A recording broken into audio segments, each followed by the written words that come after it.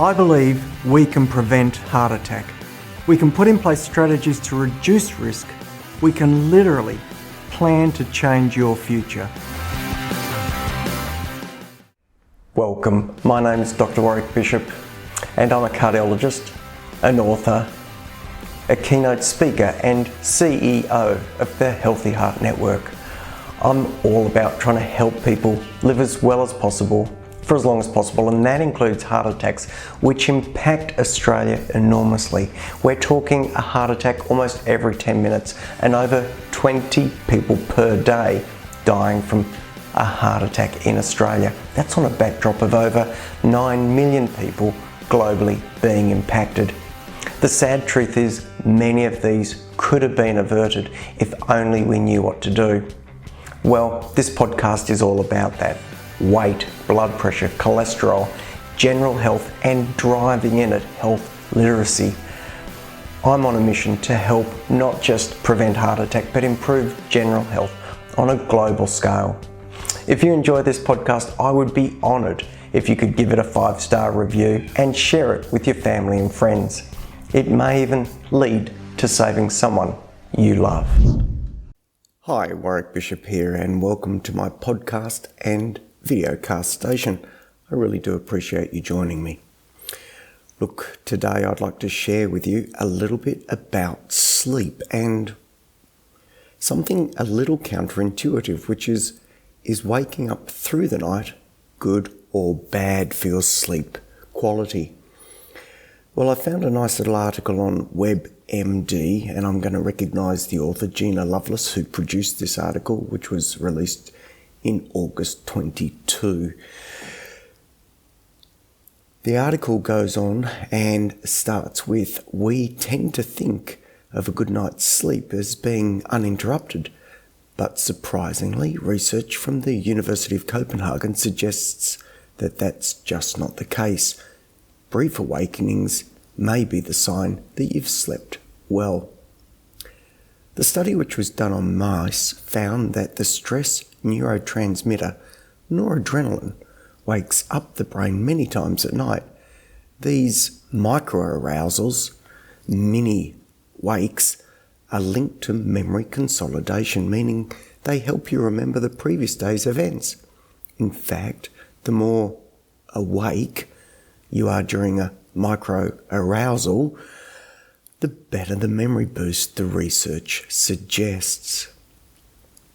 Celia Kajabi, PhD, an assistant professor at the Centre of Translational Neuromedicine, who's part of the research, says, every time I wake up in the middle of the night, now I think, nice, I probably just had a great memory-boosting sleep. The findings add insight to what happens in the brain during sleep and may help pave the way for new treatments for those who have sleep disorders. Well, what about noradrenaline? Previous research has suggested that noradrenaline, a hormone that increases during stress but also helps you stay focused, and for those who think they recognise the word noradrenaline, it's closely linked to adrenaline. It's a very similar compound, and our body releases it in that fight or flight response. It tends to be, well, we used to think that it was inactive during sleep, so the researchers were very surprised to see elevated levels of it in the brain of sleeping rodents. Kajabi says, I still remember seeing the first traces showing the brain activity of the norepinephrine stress system during sleep. We could not believe our eyes. Everyone had thought the system would be quiet, and now we've found that it completely controls the microarchitecture of sleep. Those noradrenaline levels rise and fall like waves every 30 seconds during non-rapid eye movement, NREM sleep. At each peak, the brain is briefly awake, and at each valley, it is asleep. Typically, these awakenings are so brief that the sleeping subject does not notice, but the higher the rise, the longer the awakening, and the more likely the sleeper may notice.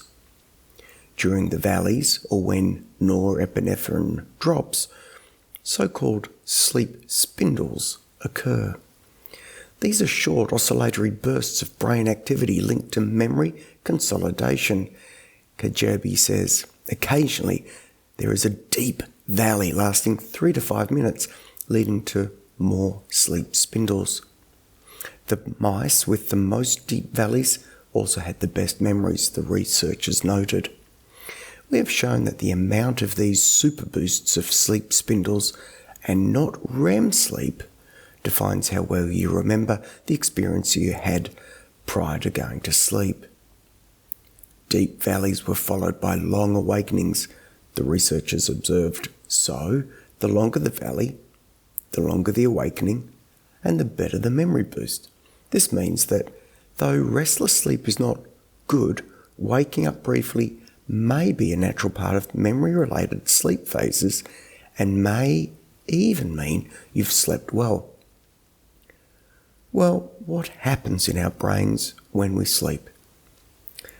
These findings fit with previous clinical data that shows we wake up roughly 100 plus times a night, mostly during non-REM sleep, stage 2, the spindle-rich sleep stage. Still, more research on these small awakenings is needed, says Kajabi. She notes that Professor Macon Negarad, MD, another author of this study, has found that the brain cleans up waste products through a rinsing fluid system. She goes on to say it remains a puzzle why the fluid system is so active when we sleep. We believe these short awakenings could potentially be the key to answering this question.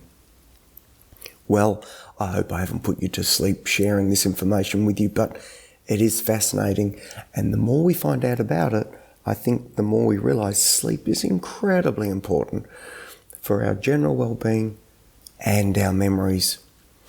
I'm going to leave it there. I hope you found this an interesting little piece. If you have any queries or questions, drop us a note. Again, I really am grateful for you joining us, and I hope you find the information valuable.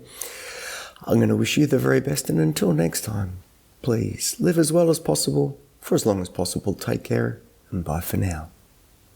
Join the Healthy Heart Network and become part of our growing community. Do you want to know more about your heart health and know more about your risk of heart attack? For $5, get lifetime access, valued at over $55. The Healthy Heart Network is being designed to support and help you understand your risk of heart attack, your risk level where you are right now, and the positive steps you can take to reduce that risk. Check it out at www.healthyheartnetwork.com and press the Join the Family button.